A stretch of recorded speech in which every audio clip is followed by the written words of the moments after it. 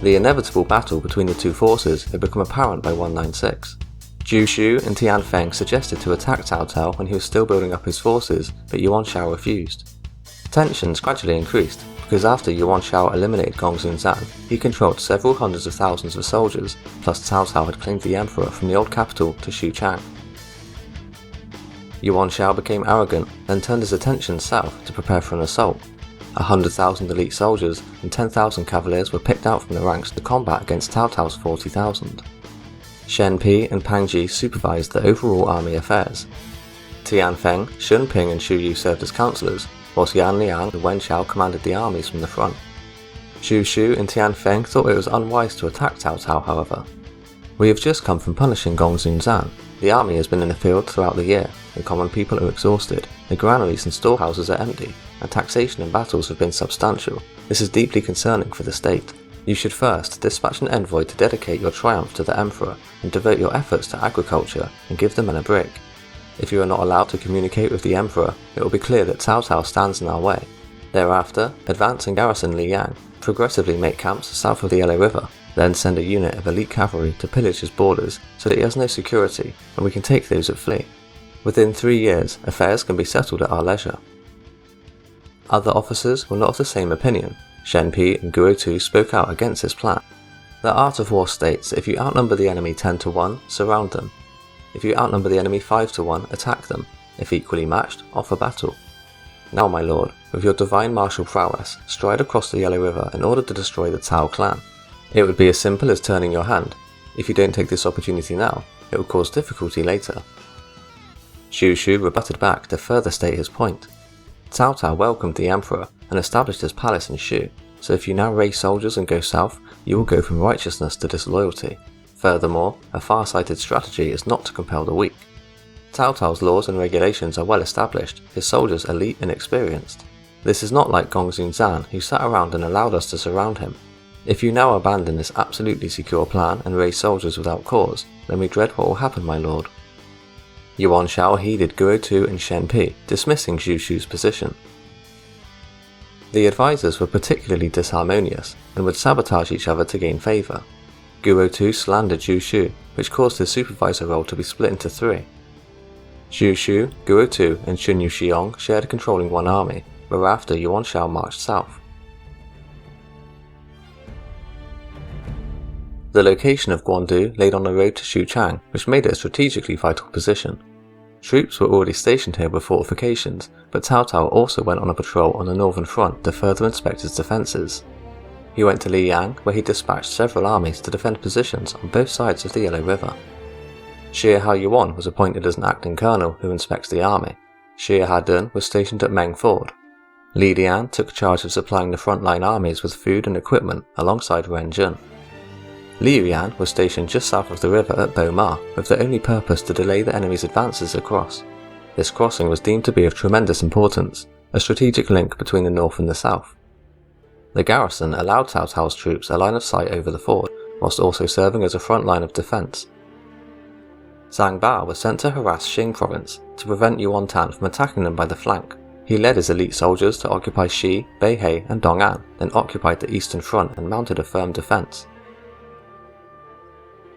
Cao Cao was impressed by Ye Jin when he volunteered to be included in the first line of defence as well.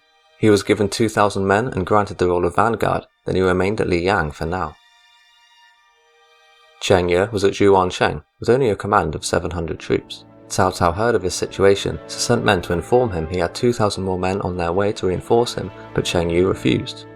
He insisted with a few soldiers he can avoid being attacked altogether, but if his command is increased, then Yuan Shao would not ignore him. He would be easily defeated, and that would be a waste of soldiers, so Cao Cao did not reinforce him. Many of Cao Cao's officers didn't think they were a match for Yuan Shao's vast forces, but he encouraged them. Yuan Shao has great aspirations, but his courage is meagre. The fact that he has expansive territory and provisions simply makes it better for me to receive them.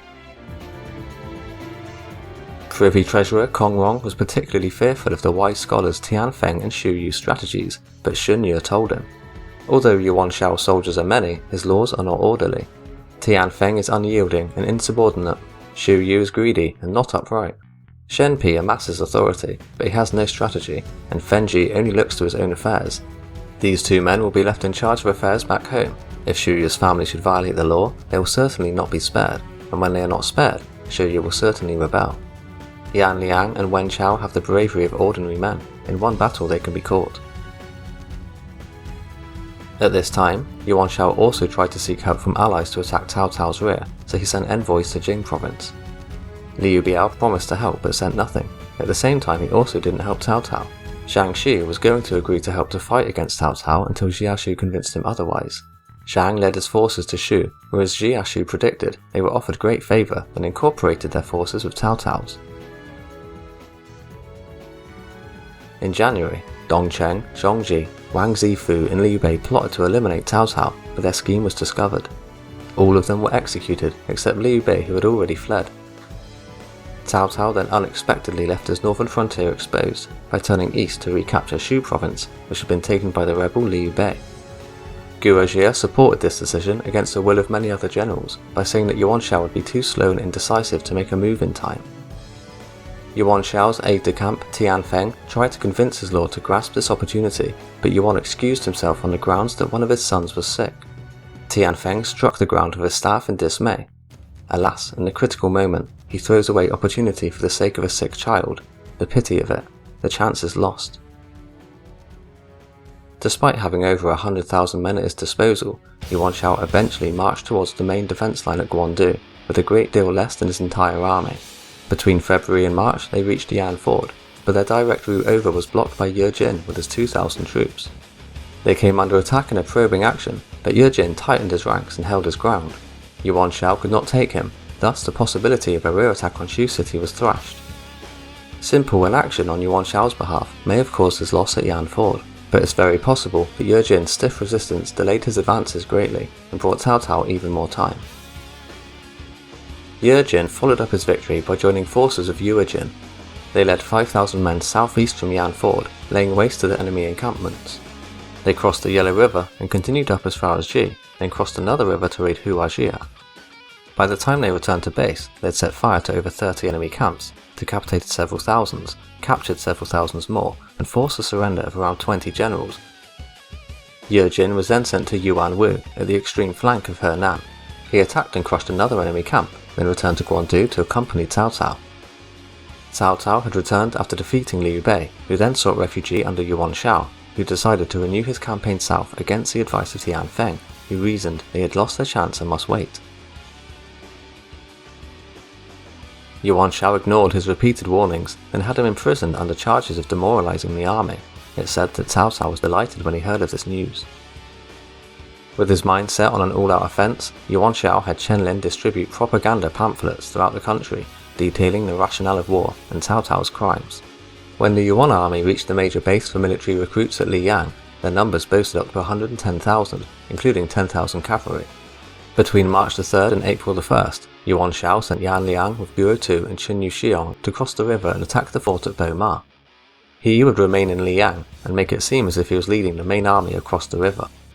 Xu Shu had advised that Yan Liang was brave but impatient, so was unable to manage the task alone.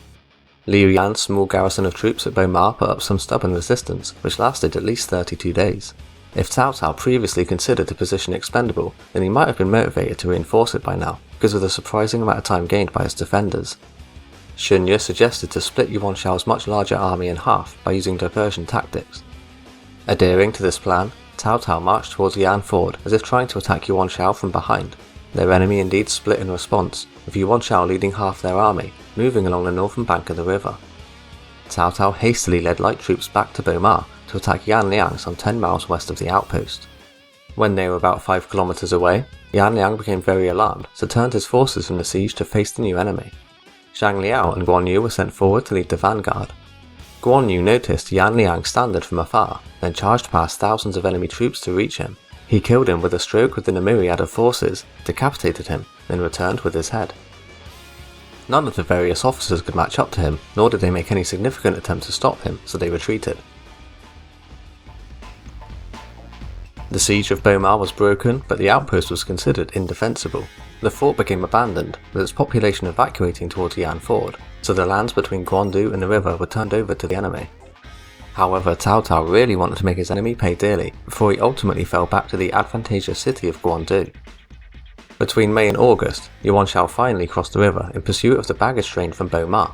He had already brought his advance guard towards Yan Ford, so it was probably here that he made their crossing, as it was unhindered by defences at the time.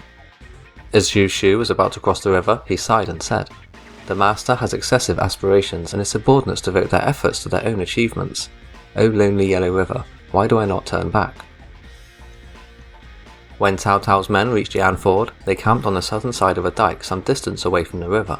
He had his men climb the ramparts to observe the enemy's movements.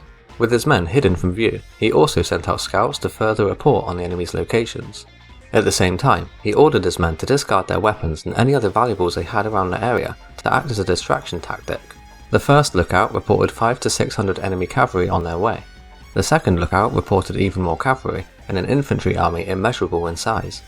Upon hearing this, Cao Cao stopped the lookout reports and had some of his horsemen undo their saddles and release their horses. The baggage train from Bo-Ma arrived in plain view of Yuan Shao's men at this time. Some of the officers became uneasy at the sight of so many horsemen, ever increasing in number, but Xun Yu objected. "This is the way we bait the enemy, how can we leave?" Cao glanced at him and smiled.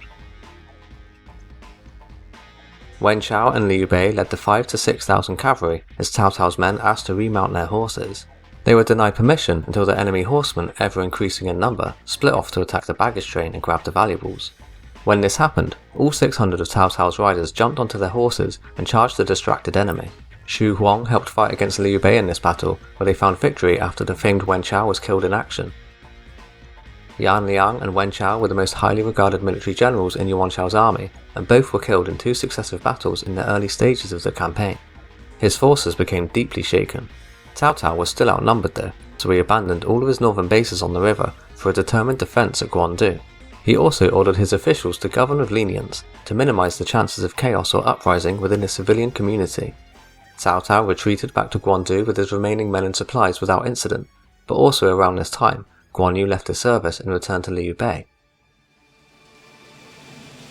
Yuan Shao followed close behind, and made camp at Yangwu. Yuan Shao sent Liu Bei to support an uprising south of Xuchang. Cao Ren was sent to deal with the capital's defence, after he noticed Liu Bei's new unit of troops would not be very receptive to his orders. He commanded Xu Huang and Cao Hong with a contingent of cavalry to find victory by killing the rebel leader Liu Pi and forcing Liu Bei to retreat. Han Meng was then sent to the southwest to block Cao Ren's return, but he responded well to the threat.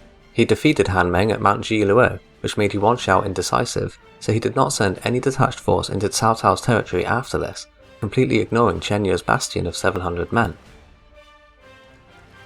Liu Bei secretly wanted to leave Yuan Shao, so when he was dispatched with his original troops, he went back to Runan. Here, he joined up with some other bandits under Gongdu. Tai Yang was sent to try and deal with them, but Liu Bei killed him, then fled south. Sui Yan tried to dissuade Yuan Shao from going to war by saying, "The emperor is in Shu, and the people's hopes are with him. Why don't you faithfully perform your duties by defending the border and maintaining peace within our jurisdiction?" Yuan refused to listen, insisting on going on to battle. He had also just ignored Zhu Xu's advice to leave a garrison of troops at Yan Ford to act as a cautious step. Instead, he had all of his forces concentrated at Yangwu. Zhu Xu despairingly claimed to be sick, but he was not granted leave, instead having his unit divided among the other generals. The decisive battle now became imminent. Several war plans were presented to Yuan Shao at Yangwu. Zhu Xu observed that the enemy was running out of grain, so a war of attrition would be appropriate. Xu Yu suggested that they should maintain a front at Guandu, whilst also circling around to capture the emperor in Shu. Neither plan was accepted, saying he preferred to capture the emperor with a direct advance. In August, Yuan Shao's army slowly advanced southward from Yangwu, repeatedly setting up camps and gradually coming forward towards Guandu. Ye Jin was tasked with overseeing the troops as they engaged in trench warfare behind the earthen embankments that both sides had made. Yuan Shao continued building earthly fortifications while sending his armies out in attempts to flank his enemy. His forces spread out east and west for more than 15 kilometers, so Cao Cao split his camps to try and match him. He went out to try and fight Yuan, but could not gain any advantage, so he returned to his fortifications. Both sides were arrayed against one another when Shi Ye tried once more to convince Yuan Shao not to fight at Guandu. Cao Cao's soldiers are few and their entirety is here resisting us. Any remainder defending the area below Shu will surely be weak and undermanned. If you dispatch a light army to launch a surprise raid, Shu will be seized, and Cao Cao can successfully be captured. But if he ends up still not being routed, you can order those around him to abandon him, and his defeat will be a certainty. But Yuan Shao was determined to use his full forces to crush Cao Cao, and to be seen doing it. He ignored Xu Yu, who in turn became furious at him. At that time, Cao Cao's soldiers did not even number 10,000, with 2 or 3 being wounded for every 10 men. Yuan Shao's men were given 72 centimeters of rope each, so that if anyone actually manages to catch Cao Cao, they could tie him up. Engines of war were deployed, as Yuan Shao used siege ramps and high platforms which allowed his archers to fire down onto the enemy, forced to carry their shields above their heads whenever they moved about. Cao's troops retaliated with traction trebuchets from within the walls, which destroyed the archer platforms. Yuan Shao's men called them thunderclap engines. A large ditch within Guandu prevented Yuan Shao's men from tunneling under the fort. Long moats within his base were also dug out to further prevent Yuan Shao's sapping. Neither side could overcome each other, so they entered a stalemate. The main issue was that Yuan Shao controlled 4 provinces to Cao Cao's 1, so he could outlast him in a prolonged campaign. Some conspirators plotted to assassinate Cao Cao, but they feared Zhu Chu, so they waited for a day when he was off duty to strike. With swords concealed under their clothes, they entered the tent, but became very surprised when they saw Zhu Chu, who quickly figured out their true intentions and killed them. He had felt uneasy earlier, so returned to the tent to protect his lord, where he encountered the would-be assassins. After Yuan Shao attacked Cao Cao's supply trains on a number of occasions, Ren Zhen organized them into groups of 1,000 and arranged them to travel along several different routes, heavily guarded by camps and pickets. With supplies running low, Cao Cao considered pulling back to Shu, but his defender at the time, Shunye, dissuaded his lord from such a move. This is the time for unexpected stratagems. You may not miss this opportunity. Cao held fast to his ground until September, when Shunye pointed out there was a village where the enemy had been storing supplies. Yuan Shao's transport carts arrive at dawn and dusk. His officer Han Meng is keen-spirited, but makes light of the enemy. Strike him and you will break him. Small cavalry units led by Xu Huang and Shi Huan attacked Guxi, which was guarded by Han Meng. They routed their enemy, disrupted Yuan Shao's supply lines, and burned every scrap of grain, which forced the enemy to call in relief supplies from other areas.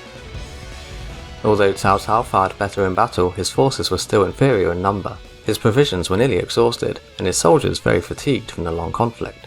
They grew dissatisfied, so some of them defected over to Yuan Shao. In October, Shunye Xiong returned from Hebei with an army of 10,000 men, transporting large amounts of food reserves. He was sent to store and guard them at Wu Chao. Zhu Shu insisted their important supply depot was too lightly guarded. He wanted to send Jiangxi to serve as a perimeter guard and sever the roads to Wu Chao to cut off any potential raids, but once more, his advice was not heeded. The dissatisfied Shi Ye, who hoarded wealth and whose family was punished, defected over to his old friend Cao Cao shortly after this. Within Cao Cao's tent, they discussed current affairs. He tried to convince Xu Yu that he had enough supplies to last a year, but was eventually forced to admit he only had enough for a month. With an understanding of the shortage of supplies on this front, Xu Yu alerted Cao Cao to the weakness at Wu Chao. Shunye and Jiashu disagreed with the other generals who were suspicious of this piece of information, so the attack went through. Cao Hong and Xun Yu were put in charge of defending the main camp, as Cao Cao led 5,000 keen-spirited men, including Yue Jin, to attack Wu Chao. They disguised themselves as a reinforcement unit by carrying Yuan clan flags and standards. Then the horses' mouths were gagged to keep them quiet, which deceived Shunye Xiong's initial defences. Whenever they passed someone on the road who questioned their activities, they said, "Lord Yuan is afraid Cao Cao will plunder and pillage the rearguard, so he dispatched soldiers in order to reinforce it." No alarm was raised when Shunye Xiong saw the small incoming unit. He gathered his troops outside the gates to meet them, which is when they were urgently attacked. They became confused as they retreated back to their forts, which Cao Cao quickly set on fire. When Zhang He heard of the attack, he panicked to save the supplies at Wu Chao, on which the fate of the entire campaign hinged. Cao Cao's soldiers are elite. If they've gone after, they will certainly defeat Shunye Xiong and the others, and if they're defeated, then your affairs are done, General. He urged Yuan Shao to send reinforcements, but Guo Tu advocated the opposite, attacked the base at Guandu, in the hopes that the attack on Wu Chao was called off. Zhang He and Gao Lan were sent with the bulk of the army to lead the attack on Guandu, whilst Yuan Shao only sent a small cavalry force to reinforce Wu Chao. This force was ignored by Cao Cao, who readied his men to fight to the death, refusing to split them apart. He furiously ordered, "When the enemy is at our backs, only then report." Even though they were flanked, the fire attack on Wu Chao was a great success. They fought desperately, but crushed their enemy, inflicting over 1,000 casualties. Lu Weihuang, Han Juzi, Sui Yuanjin, and Zhao Rui were all decapitated. Sun Yiqiong was captured by Yue Jin, who had his nose cut off. Almost all of the supplies at Wu Chao went up in flames. By dawn, the place had turned into an inferno, so the morale of Yuan Shao's army plummeted. Many noses were cut off the dead, and mixed with the noses of lips of oxen and horses, then shown to the enemy as a form of intimidation. The battle at Guandu did not fare any better. Zhang He and Gao Lan failed to break through the enemy lines. Then their morale sharply plummeted when they heard of the news of Wu Chao's destruction. To make things even worse, Guo Tu was also slandering them back at base. Zhang He became afraid, so he burned his siege weapons and surrendered over to Cao Hong.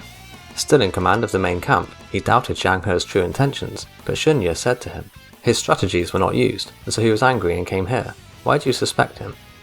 After Cao Hong accepted his surrender, the Yuan army fell into complete chaos, and a great rout soon followed. Cao Cao seized this moment by leading a full attack onto Yuan Shao's armies. As his men became overrun and his supplies were destroyed, Yuan Shao fled to Liyang with Yuan Tan.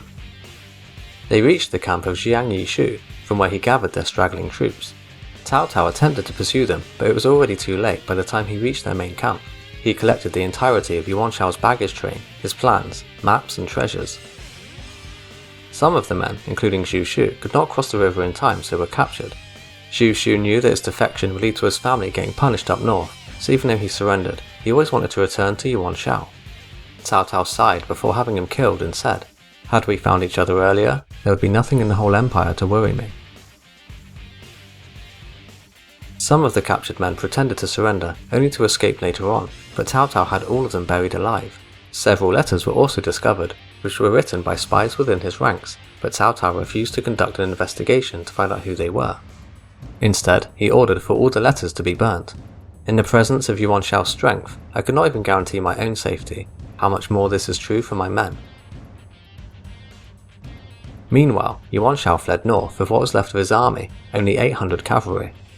He returned and spoke to his attendants, saying, "I did not use Tianfeng's advice. Surely he will laugh at me." During Cao Cao's victory speech to Emperor Xian, he claimed to have killed 70,000 enemy troops. Pei Songxi believes Cao Cao actually had more troops than was recorded, to give a sense of wonder to the victory. Various books all say Cao Cao burned alive 80,000 men, some say 70,000. But if 80,000 men flee and scatter, 8,000 men cannot put them in bonds. Cao initially raised 5,000 soldiers at the start. After 100 victorious battles, those killed might number 2 or 3 out of 10. Once he defeated the Yellow Turbans, he received the surrender of 300,000, plus there are those recruited from the other annexed lands in his territory. Obviously men would be killed or injured, but that doesn't account for why there are so few here. He established camps to face off of Yuan Shao for dozens of miles, instead of his vanguard being devastated in battle. This cannot be done with very few soldiers. If Yuan Shao had 10 times his forces, then Cao would need to use his entire force to defend, and those sent out would not be able to return. Yet Xu Huang was sent out to attack transport carts, and Cao himself went out to strike Sun Yiqiong. The narrators desire to say the few beat the many, but this is not a matter of fact. Zhong Yao delivered over 2,000 horses to furnish the army, but the original record says Cao only had about 600 cavaliers at the time. So what happened to Zhong Yao's horses? If you enjoyed this video, don't forget to hit that like and subscribe button, and I'll see you next time.